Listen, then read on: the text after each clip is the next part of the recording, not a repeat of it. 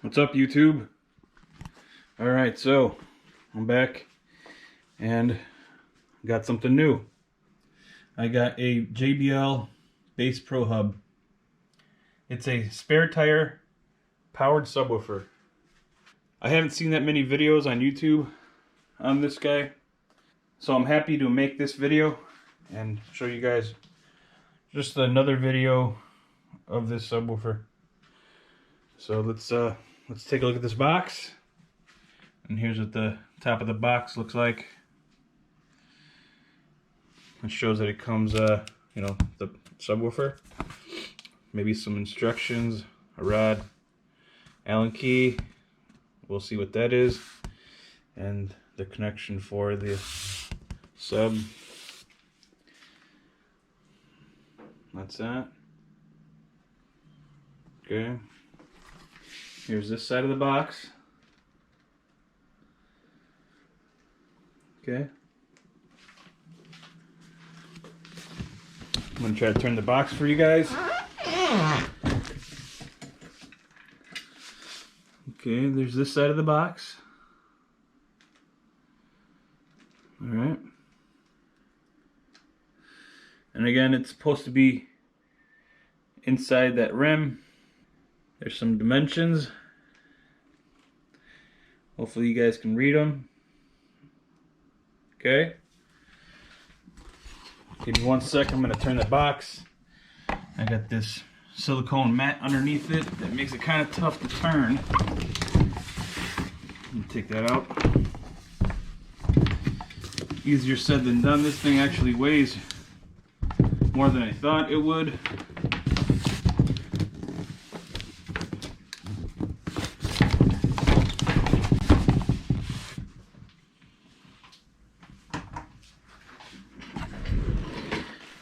Here's this side of the box.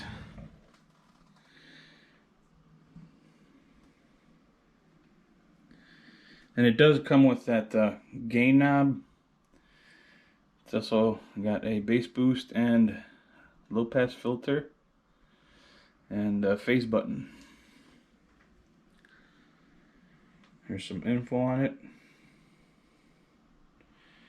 And it is, like I said, powered, so it's amplified. It's got an amplifier. And it shows right here that it's 200 watts RMS. Let me flip the box again.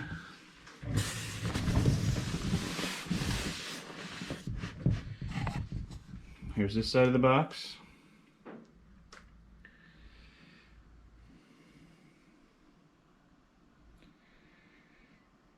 Okay.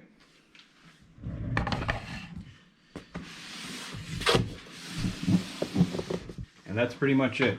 So let's open this up. Oh, but before I do want to measure the box for you guys, because in some of the videos that I've seen, the box looks pretty big, but the box isn't really that big in real life. So let me just show you. So width, about 16.5 by, same thing, 16.5. And it's 10 inches tall. So that gives you an idea how big the box is. And I haven't opened it, so we're gonna see what's inside together.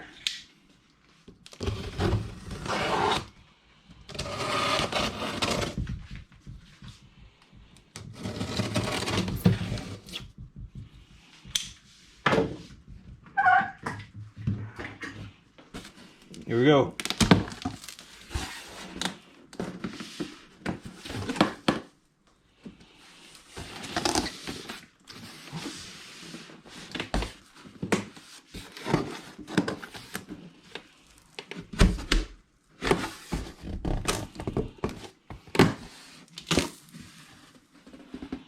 Okay, first thing you run into, instruction manual. Very nice. It's actually got some weight to it. Let me take that out of there. So there's the manual. Lots of different languages. Very nice.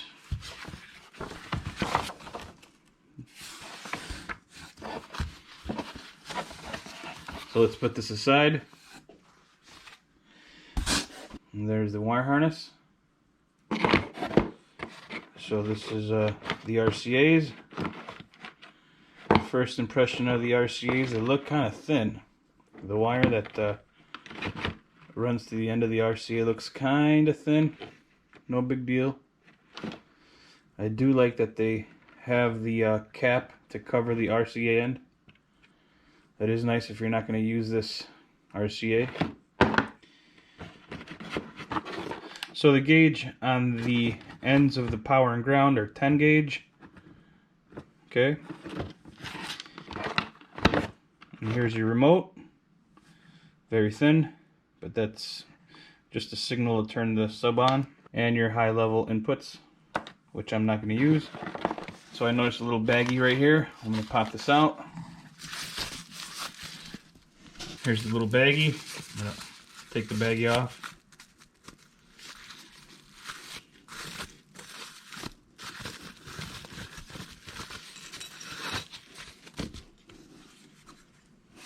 Okay.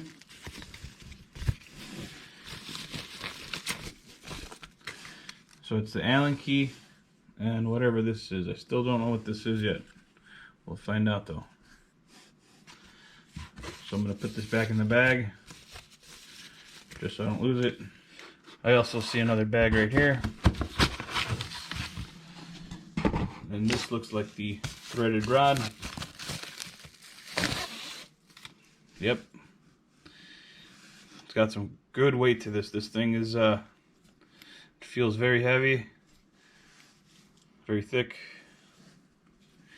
Alright, set to the side. Alright, so let's take the cover off the sub.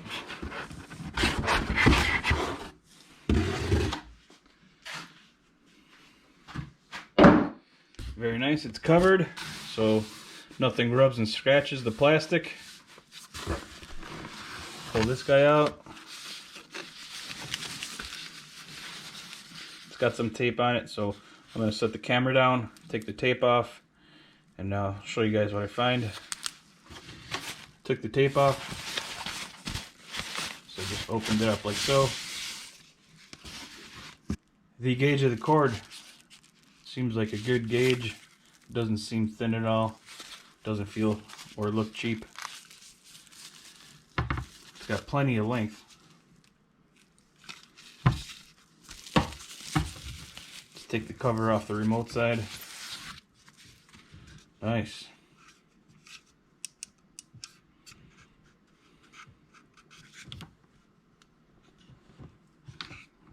Nice little JBL logo right there. Alright. I'm going to put this aside and keep going. Oh, and if you guys want to see how big this remote is,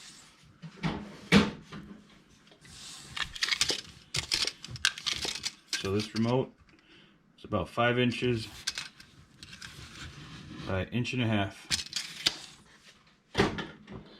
And here we go, taking the cover off the sub.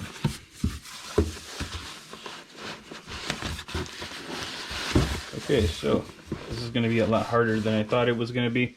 I'm going to set the camera down and I'm going to try to take it out of the box and show you guys. So I'll be right back. Alright, so I took it out of the box.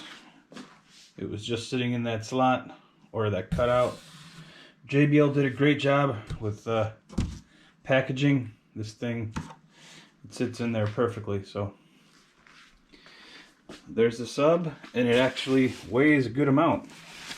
It's got some weight behind it. It feels like a quality product, so it's awesome. So I'm going to set you guys down. There's a piece of tape I got to take off right here.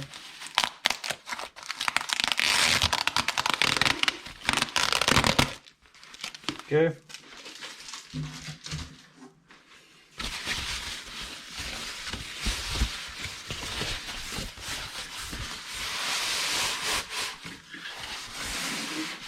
Wow.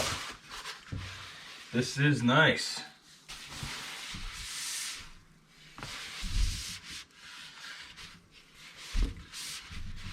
Now, looking at it on pictures online, this all looks like plastic, but there is some metal. And that JBL logo is metal too. Very nice. This thing actually weighs a good amount.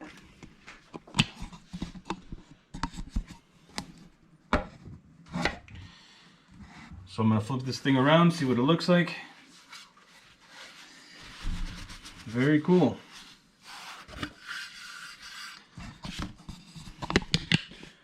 So I see the subwoofer in there.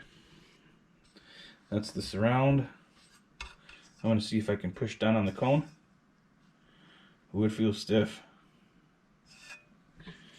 There's another surround right there in the center. Hopefully you guys can see that. Very nice. The sides are metal. And it's got a foam stuck to the bottom of this grill here. I'm guessing to prevent rattling if it's sitting on a rim. That's nice. And here's this end of the speaker.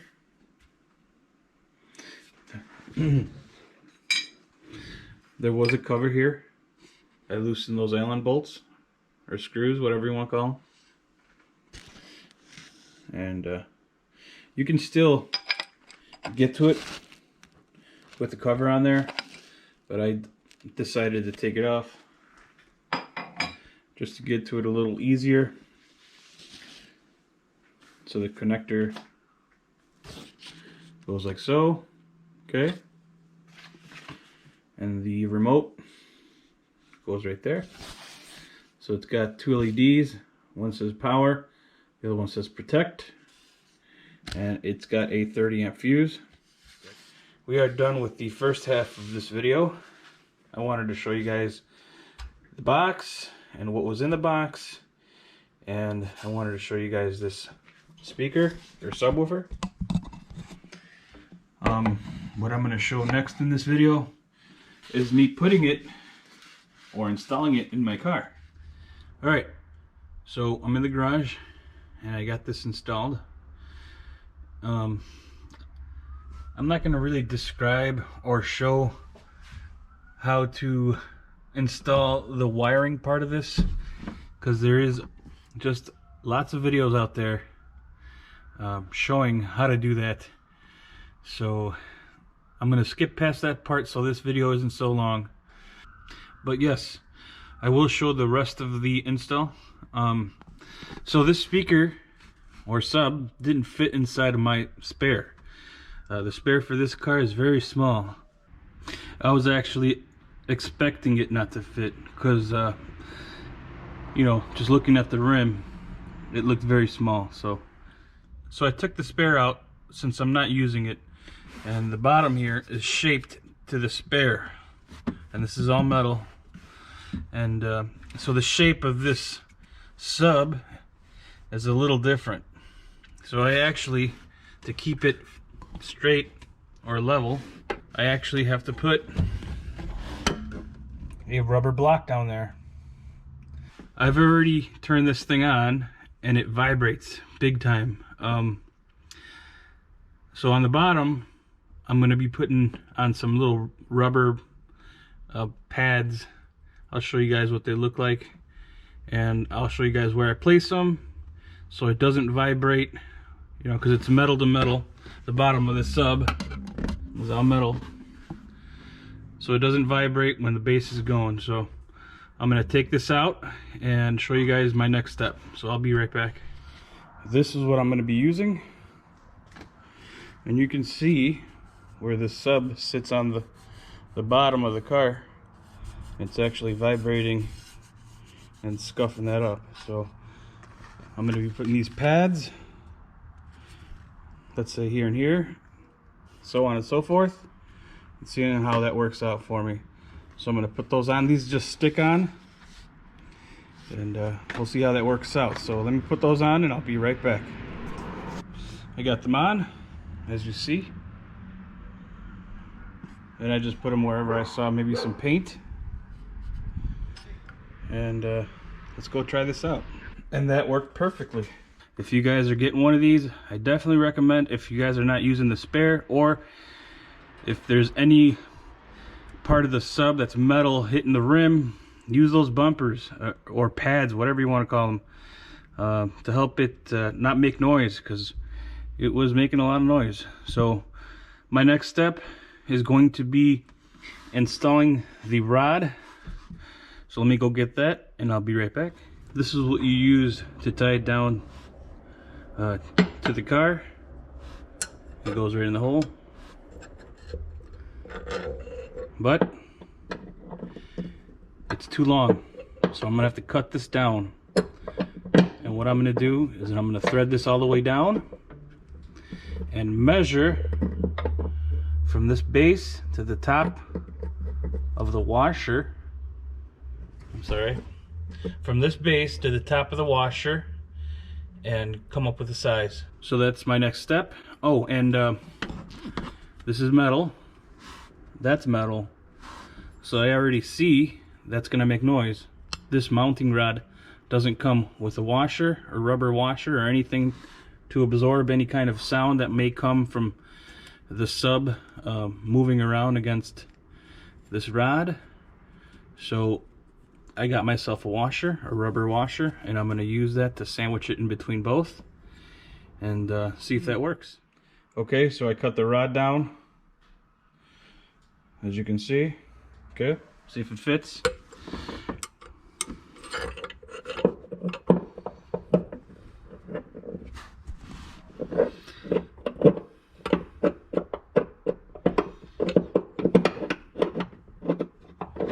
Perfect.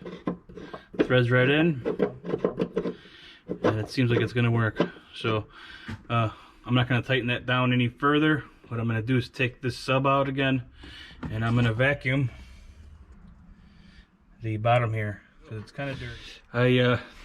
I installed the rod back on the sub, and I squeezed her down real good. And those little rubber blocks or rubber pads, these guys, they did the trick. Played some music, and man, does this sound good. You just gotta make sure that none of the metal on the subwoofer is hitting or touching any other metal. Before I did those little rubber pads, it just sounded like metal bass. Like, you know, metal was vibrating and trying to make some bass. So that definitely fixed my problem, and I am very happy how it sounds like.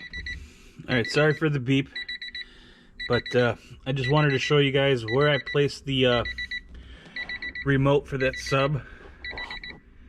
It's right next to my seat. So I just put some Velcro on the back of that remote and stuck it to the carpet. She holds good. So just trying to show you guys where I stuck it, maybe an idea for you guys. And there it is, like nothing's there. That's why I wanted that sub, and it sounds unreal. You just gotta make sure that none of that metal on that sub is hitting any other metal or touching it, and it will definitely amaze you. Let's recap. Let's go downstairs, and I'll show you guys what I paid for it, and we'll end this video. Okay, so let's recap. I paid $339 for the sub, and I think that's a great deal. The bass that this thing makes is unreal. I'm surprised how low it gets. The bass is real tight, but don't get me wrong, it'll play low, so you'll be very happy if you purchase this sub. I am very picky about how subs sound, and again, I think this is a great buy. So thank you, JBL. You guys did a great job, and I'm very happy to have purchased it. I was kind of nervous about buying it because it is such a high price, at least to me, $340 for a you know, spare tire sub that's hidden away. I was kind of afraid that I might not be able to hear anything, but it's exactly the opposite.